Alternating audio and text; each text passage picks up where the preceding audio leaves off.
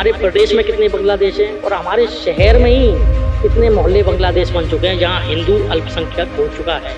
ये तब तक भाईचारा निभाते हैं जब तक आपकी संख्या ठीक ठाक है। नमस्कार, मैं हूं जीत गोविंद सरकार और आप देख रहे हैं मेरा सनातन.in। आप हमारी इस वीडियो को मेरा सनातन के यूट्यूब चैनल पे भी देख सकते हैं, मेरा सनातन के इंस्टाग्राम पे देख सकते हैं और फेसबुक पे भी देख सकते हैं। आज हमारे साथ में सनातन धर्म को लेकर के बात करने के लिए हमारे साथ में श्री गहलराज जी मंदिर के महंत श्री नाथ जी उपस्थित हैं हमारे साथ में। हम इनसे बांग्लादेश के हिंदुओं से लेकर के भारत के हिंदुओं के बारे में हम लोग इस पर चर्चा करने वाले हैं। सबसे पहले हम नाथ जी का पहले परिचय जानेंगे। नाथ जी, पहले अपना परिचय दीजिए।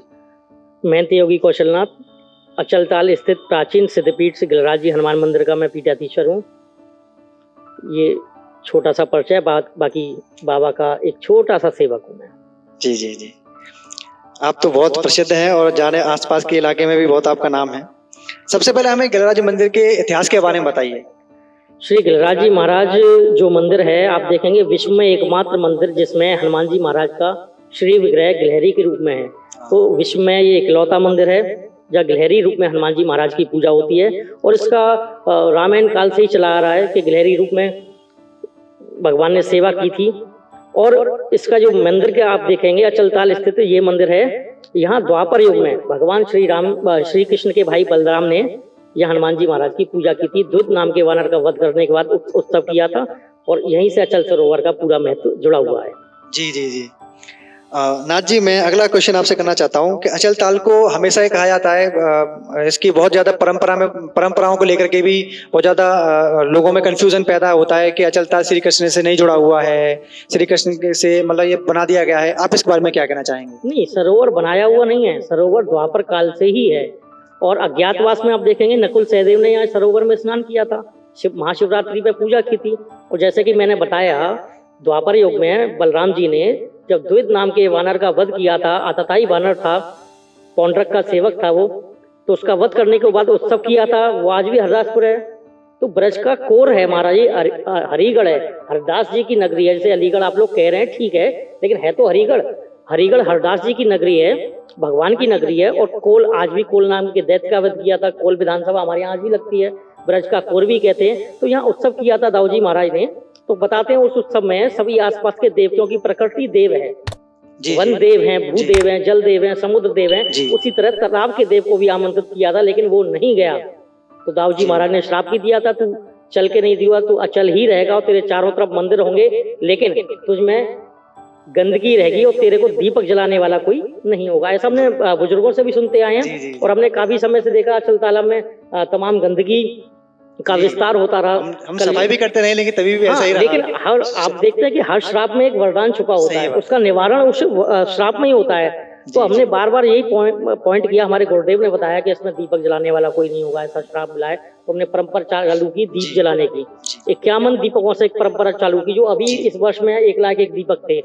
जब वो परंपरा 15,000 पे पहुंची थी, तभी एकदम से पता नहीं क्या हुआ, शासन प्रशासन सरकार स्मार्ट सिटी में आ गया और 1,00,000 दीपक तक इसका उद्धार हो गया। तो निश्चित रूप से वरदान और श्राप एक दूसरे के पूरक है। और ये द्वापर काल से ही सरोवर है, ये भी प्रमाणित है पूर्ण रूप से। महाराज जी, हरिगढ़ के नाम से मेरे को याद आया कि आप चाहते हैं कि अलीगढ़ हरिगढ़ बने? अलीगढ़ है तो हरिगढ़ ही। आप बताइए, इतने मंदिर, आप अचल पे बैठे हैं, चारों तरफ मंदिर हैं, सुबह शाम आरती होती है, कितने बड़े बड़े कार्यक्रम होते हैं, भजन संध्याएं होती हैं। तो ब्रज का पूरा आपको यहाँ छटा देखने को मिलती है समय समय पे। एक महीने में कम से कम 8 से 10 बार यहाँ पे छटा देखने को मिलती है। जी, अब हम आगे के क्वेश्चन में बढ़ते हैं। जिस नाथ परंपरा से आप आते हैं, उसी नाथ परंपरा से योगी जी भी आते हैं जी। और जब योगी जी ने कई बार बोला कि नाथ संप्रदाय ने राम मंदिर के लिए बहुत योगदान दिया, आप इसको हमें कैसे समझाएंगे? नाथ संप्रदाय की 5 पीढ़ियां राम मंदिर के लिए अपना सर्वोच्च न्यौछावर कर चुकी हैं। ये आजादी से पहले, मैं कहता हूं कि 1855 से गोपाल नाथ जी, परम पूज गोपाल नाथ जी महंत रहे गोरखपीठ के, उन्होंने अपना सर्वस्व न्यौछावर किया। 1885 तक आंदोलन में लगे रहे, छोटे मोटे आंदोलन होते रहे। गंभीर नाथ जी महाराज ने 1917 तक उस आंदोलन को धार दी। उसके बाद फिर दिग्विजय नाथ जी, जिनको अनुभूति होती रही कि राम लला हमारे आसपास हैं।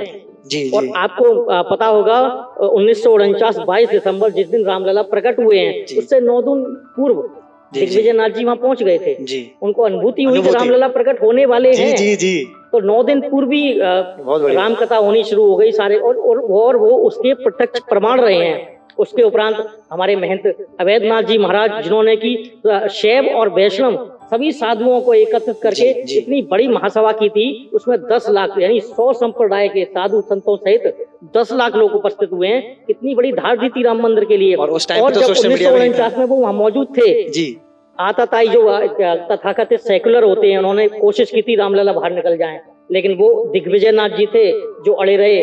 ना केवल रामलला को वहां स्थापित किया जी, और पुजारियों को वहां पूजा करने का भी हक प्रदान किया। वो पहली लड़ाई थी, अगर वो हमने नहीं जीती होती तो आज हम इस अवस्था में नहीं होते। उसके उपरांत चलो ठीक है, दिग्विजय नाथ जी के बाद अवैधनाथ जी, जिन्होंने एकत्रीकरण किया और एक सभा बनाई राम जन्मभूमि जी जी जी, धर्म सभा नाम से, उसके आजीवन अध्यक्ष भी रहे हैं। जी, जी। उसके उपरांत आप देखेंगे, मुझे बड़ी खुशी है कि नाथ संप्रदाय की 4 पीढ़ियां जिस कार्य में लग गई, 5वीं पीढ़ी में योगी आदित्यनाथ जब मुख्यमंत्री बने तभी फैसला आया, जी, तभी भूमि पूजन हुआ, तभी शिलान्यास हुआ, सारे काम एक नाथ संप्रदाय के योगी के सामने हुए। तो एक हृदय से बड़ी खुशी होती है कि हाँ जी जी, सफल हुआ पूरा। खुशी की बात तो यही है। आप सही कहें तो आपके वो गुरु भाई हैं जी, ये कहना गलत तो नहीं होगा? जी बिल्कुल, संप्रदाय के हिसाब से। तो नाथ जी, सीधी सी बात ये है कि राम मंदिर तो बन गया, अब श्री कृष्ण जन्मभूमि के बारे में आप क्या सोचते हैं? देखो, राम मंदिर बना, आपने संघर्ष दिया, कितने रामलला के भक्त जी बेकार में मारे गए। जी, एक सेकुलरवादी सरकार जिसका मुखिया, उसने जरा भी देर नहीं की राम भक्तों को निकाल कर मारने की, जी, मंदिरों के अंदर से घसीट कर निर्दोष राम भक्तों को मारने की क्या आवश्यकता पड़ गई? जो राम की भूमि है वो राम की रही और राम की ही, उसके लिए अदालत का वो करना पड़ा। अरे मैं कह रहा हूँ, अरे मुस्लिम भाई समझदार हैं, जो मस्जिद बनाने की तो बहुत जगह हैं जी, राम जन्मभूमि बन गई, अब काशी विश्वनाथ पे पेज पड़ रहा है या कृष्ण जन्मभूमि पर है, तो 1 मंदिर 2 मंदिर वो छोड़ नहीं सकते क्या? उनको जगह देने वाले कम है। हम जैसे कितने राम भक्त हैं जो कहने को तैयार हैं, कितने कृष्ण भक्त हैं जो कहने को तैयार है कि कहीं और बना लो। जब राम मंदिर के लिए इतना चंदा हो सकता है तो मैं भी दे सकते हैं खैरात में। कोई ऐसी भक्तों के पास, सनातनियों के पास किसी चीज की कमी नहीं है। तुम दिल खोलकर आगे तो बढ़ो, हम तुम्हारे साथ हैं। बेकार का खून खराबा करने से कोई फायदा नहीं। और जन्मभूमि पर भगवान कृष्ण का मंदिर वो भी बनेगा जी, हमारे और आपके सामने ही बनेगा, ऐसा नहीं है जी, उसके लिए कुछ भी करना पड़े, और मुझे लगता है कि बनेगा। सभी लोग समझदार हैं, समझदारी से कार्य करेंगे और अदालत में पहुंच चुका है। बिल्कुल बिल्कुल जी। आज जी हम आगे के प्रश्न में बढ़ेंगे। आगे का प्रश्न ये है, बहुत से लोग ये कहते हैं कि मंदिर भारत में क्या कर रहे हैं, अर्थव्यवस्था में मंदिरों का क्या योगदान है? आप इस पर क्या कहना चाहेंगे कि भारत में मंदिरों का योगदान है कि नहीं अर्थव्यवस्था में? ऐसा तो कोई बेवकूफी कह सकता है, मुझे नहीं लगता।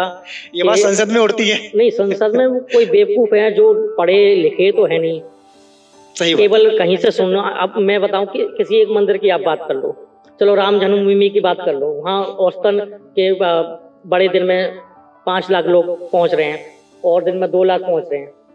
मैं कह रहा हूँ 2 लाख पहुंच रहे हैं तो महीने में 60 लाख हो गए। 60 लाख आदमी खाएगा पिएगा 100-200 का, कार पार्क करके आएगा, कुछ करके आएगा, 500-600 रुपए पेट्रोल के लगेंगे पर आदमी 1000 रुपए खर्च करेगा। 60 लाख आदमी, 1000 से आप गुणा करो, कितने करोड़ रुपए हो गए।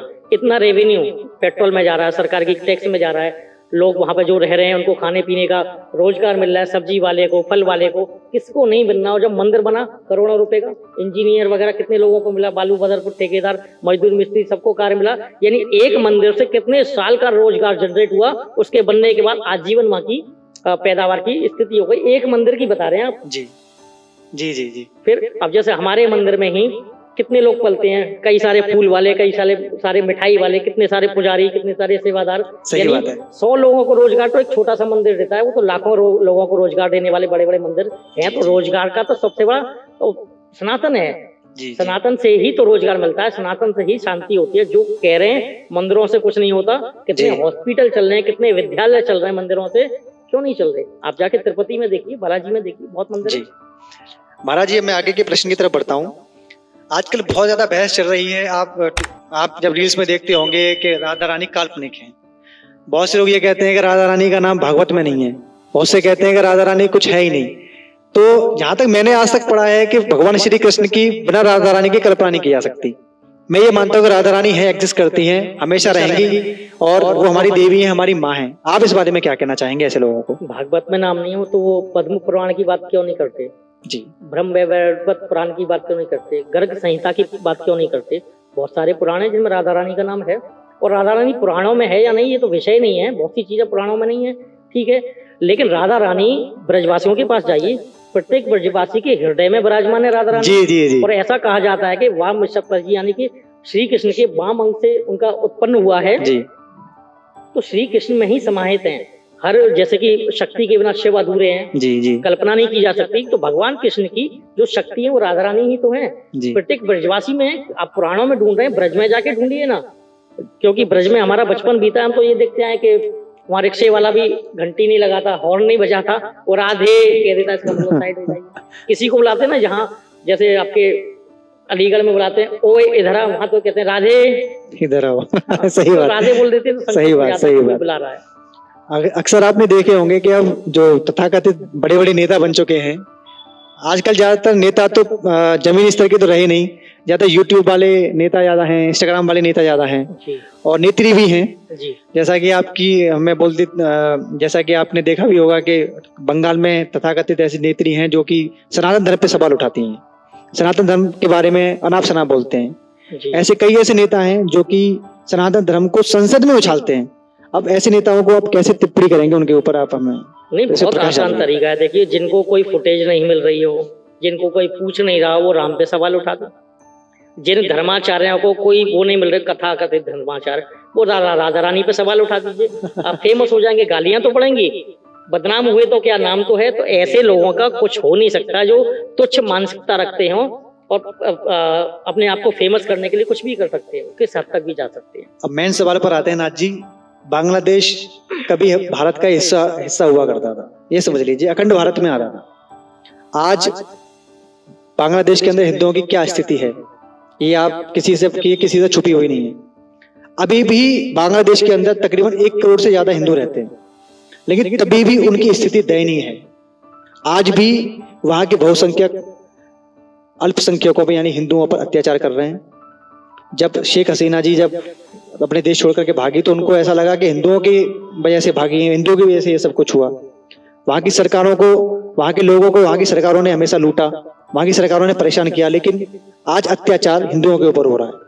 तो आप इस बारे में क्या कहेंगे, मैं इस पे जानना चाहता हूँ। देखिए, इसके लिए आपको थोड़ी गहराई में जाना पड़ेगा। पहले तो देश का बंटवारा धर्म के आधार पर हुआ जी, तो सेकुलरवाद आया कहाँ से? दूसरी बात यह कि जो आज बांग्लादेश में हो रहा है, इसकी शुरुआत कोई कल परसों नहीं हुई, वर्षों से चल रही है। और ये बांग्लादेश में नहीं, आप हिंदुस्तान में भी चल रही है। आप बांग्लादेश, आप तो देश से बाहर है, ठीक है, लेकिन हमारे देश में कितने बांग्लादेश हैं, हमारे प्रदेश में कितने बांग्लादेश हैं, और हमारे शहर में ही कितने मोहल्ले बांग्लादेश बन चुके हैं जहाँ हिंदू अल्पसंख्यक हो चुका है। ये तब तक भाईचारा निभाते हैं जब तक आपकी संख्या ठीक ठाक है। जहाँ आप अल्पसंख्यक बनना शुरू होते हैं, ये बांग्लादेश बना देते हैं। आप समझ रहे हैं, बांग्लादेश बनाने का मतलब है कश्मीर। आप देख लीजिए, कश्मीर को कैसे छुड़ा सकते हैं? कश्मीर कम है क्या? जी, जी, तो जैसे इनकी संख्या बढ़नी शुरू, ये प्रतीक्षा करते हैं जी। हम लोग क्या कर रहे हैं, 1-2 बच्चे हमारे हिंदू पैदा करते हैं और एक ही करते हैं जी, जी, और व्यापार बढ़ाने में ध्यान देते हैं, ये जनसंख्या बढ़ाने में ध्यान देते हैं। आप घर बनाने में ध्यान दे रहे हैं, वो पूरा देश हड़पने में ध्यान दे रहे हैं। तो निश्चित रूप से बांग्लादेश की तैयारी वर्षों से चल रही थी इस प्रकरण की, और भारत में भी ऐसी तैयारी चल रही है। इसलिए हम लोगों को सजग रहना चाहिए, सनातन के प्रति जागरूक रहना चाहिए और देखना चाहिए कौन अपना है कौन पराया है, क्योंकि मारीच भी तो सोने का हिरण का वेश रखकर आया था। सही बात है। महाराज जी, मैं लास्ट क्वेश्चन आपसे ये करना चाहता हूँ कि आजकल भक्ति रील्स की रह गई है। अगर लोग वृंदावन जाते हैं तो भक्ति कम, रील्स ज्यादा बनाते हैं। अगर कहीं मंदिर में जाएंगे, रील्स ज्यादा बनाएंगे, भक्ति कम होती है। वहाँ किसी महंत या किसी पुजारी से बात करने के बजाय वो रील्स पे ज्यादा ध्यान देते हैं। तो आप ऐसे युवाओं को क्या प्रेरणा देना चाहेंगे? देखिए, भक्ति, इसके लिए हमें देखो समय समय पर जागरूक करना पड़ेगा युवाओं को। वो रील बना रहे हैं, ठीक है, लेकिन हमारी जो प्रचार का माध्यम होना चाहिए वो सकारात्मक होना चाहिए। तो निश्चित रूप से युवाओं को जो जोड़ने का कार्य है, उनको युवावस्था से पहले सबसे ज्यादा बड़ा जो सहयोग कर रही है हमारी माता बहनें कर रही हैं। मैंने देखा है, भागवत होती है बड़ी बड़ी, उनमें वो छोटे बच्चों को ले जाते हैं, जी, जी, संस्कार सीखेंगे। जी, जी, संस्कार की पाठशाला बचपन से ही शुरू होती है।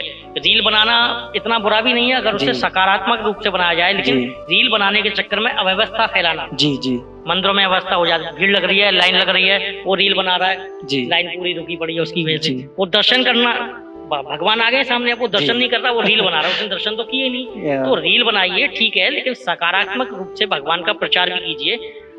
प्लेटफॉर्म है हमारे पास जी। हमारे पास विदेशी तकनीक है, उसको हम गधे की तरह प्रयोग कर सकते हैं, लेकिन उसके साथ हमें गधा नहीं बनना। जब हम वैष्णो देवी वगैरह जाते हैं या अमरनाथ यात्रा पर जाते हैं, खच्चर का प्रयोग करते हैं, अपने सामान को ढोने को, उसका यूज करते हैं, उससे पैसे देते हैं, लेकिन खच्चर नहीं बनते उसके साथ।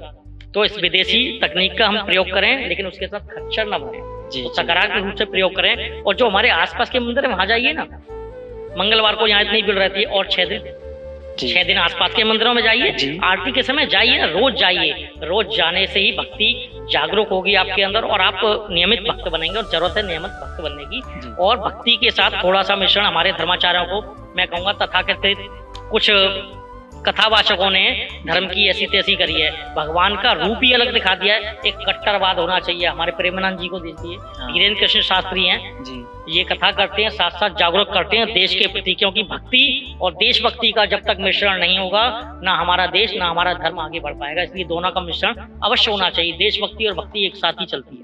जी। आज की वीडियो में सबसे ज्यादा महत्वपूर्ण क्वेश्चन मैं आपसे पूछना चाहता हूँ।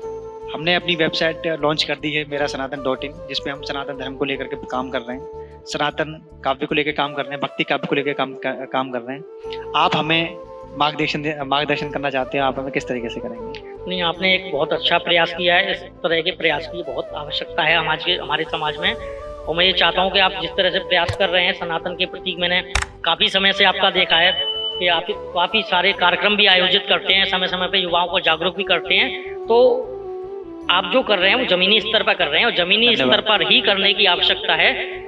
हर चीज का इस्तेमाल करिए, हर तकनीक का इस्तेमाल करिए। हर एक के हाथ में मोबाइल है, हर एक के फोन में आप सनातन को पहुंचाइए, दूर दूर तक पहुंचाइए, ताकि और भी लोग आपसे प्रेरित होकर इस तरह के कार्य करें। केवल रील पर ठुमके ही न लगाएं, हमारे युवा सनातन के प्रति दृढ़ भी रहें। आपको बहुत बहुत साधुवाद है, आपकी पूरी टीम को मैं बहुत बहुत साधुवाद देता हूँ, इस तरह का आप कार्य कर रहे हैं। धन्यवाद नाथ जी, आपने हमें इतना महत्वपूर्ण अपना समय दिया, और आगे भी हम आपसे चर्चा करते रहेंगे। कोई अगर काम होगा, कोई भी सनातन के लिए कुछ होगा, तो हम आपको जरूर बताएंगे। और आज के लिए बहुत बहुत धन्यवाद समय देने के लिए।